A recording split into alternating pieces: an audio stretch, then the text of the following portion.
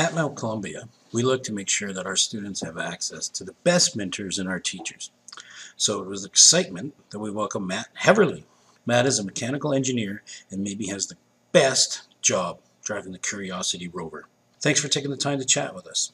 And thank you to C4. Hey, having me. I can see myself up on the screen. Can everybody hear me and see me over there?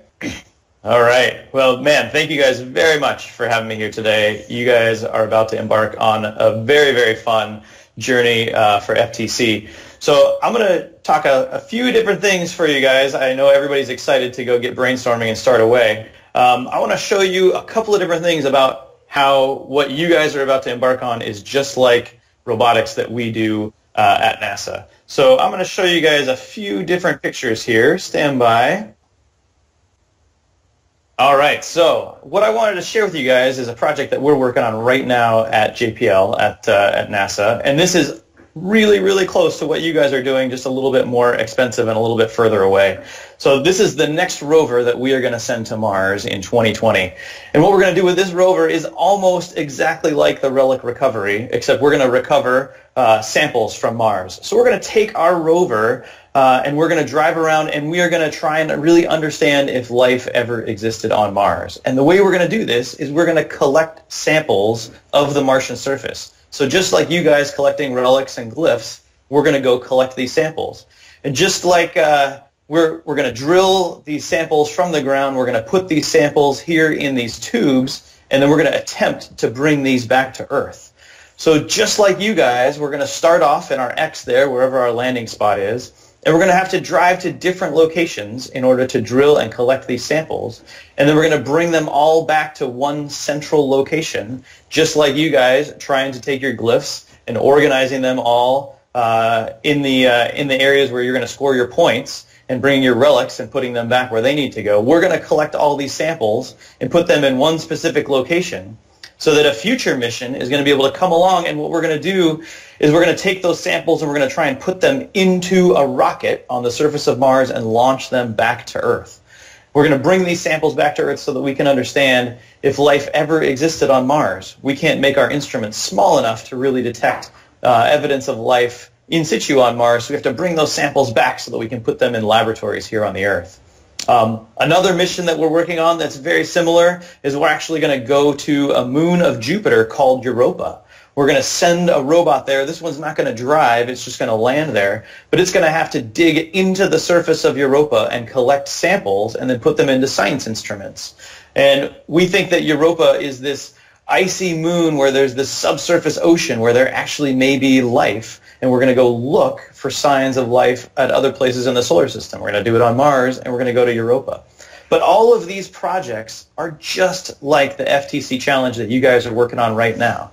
They all involve designing a robot. And this robot has to be able to understand its surroundings. It has to be able to do things in an autonomous mode. It has to be able to collect things from its environment and then take these things and put them back into some other location where we can do some science or return them back to Earth. So the game that you guys are working on is directly applicable to everything that we're trying to do with robotics at NASA. And there are 3 different stages to the projects when we work on them. When I do all these projects, I think of a design stage initially where we're designing our robot. Then there's a build stage where we're going to build our robot. And then a test stage where we're going to try and figure out all the things that are going wrong with our robot. The thing I would encourage all of you to do today is to really pay attention to all 3 of those stages. Don't skimp on the design stage because you want to make sure that you've explored all your different options. Everybody wants to just get building, and that's awesome, and you got to spend some time building, but also make sure to spend some time at the end for testing. One of the things that I've told the TNT team is failing early and failing often is a good thing, because every time you fail during a test is something you've discovered that's not going to fail during your competition. So make sure that you spend your time testing your robot. Make sure to build something early, build a quick prototype, run a quick test. You'll learn so much.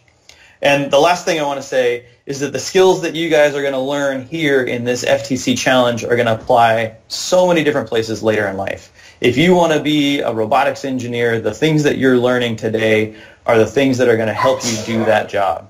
But even if you're not a robotics engineer, It's the teamwork that you guys have to learn how to do. It's the graceful professionalism, and that's going to apply no matter what you do.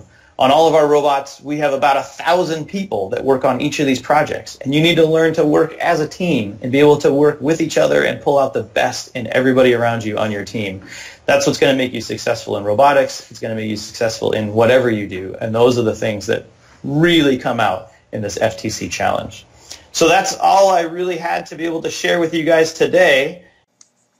FTC teams have anywhere from 5 to 15 students. How many people work on the Mars Curiosity rover project?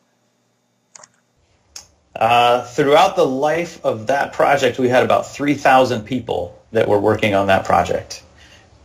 And we have people that write software. We have people that build the hardware. We have people that do science. We have people that do public outreach. We have a whole Mars public outreach department that's all about telling people about the things that we've learned from Mars. So just like FIRST, it's not all technical jobs that are required to make this project go. What was the biggest challenge with so many people working together? It's communication. That's definitely the hardest part, because when you have an idea and you go down a path, somebody else may have a different idea, and they may not actually work together. So you have to be able to communicate your ideas effectively with your teammates so that everybody can be on the same page and working towards the same design. And that's a real big challenge. So the way to solve that is to make sure to listen just as much as you talk, because you got to be able to understand what everybody else is doing in order to have a successful robot. Last question. How much time do you spend building the robot versus testing the robot? So we spend about 50% of our project doing testing. So we spend about half the time of our project lifecycle doing different tests. So we'll test early prototypes, we'll test the final hardware after we have it together. It's nice to have it a third, but really the most valuable stuff comes out in testing. And when you can learn from that test early, then you can go iterate and you can fix whatever problems may come up. So we really try and emphasize that testing phase of our project. Awesome. Good luck, guys. Thank you so much for having me here. I'm jealous that you get to go build all these great robots. It's so much fun.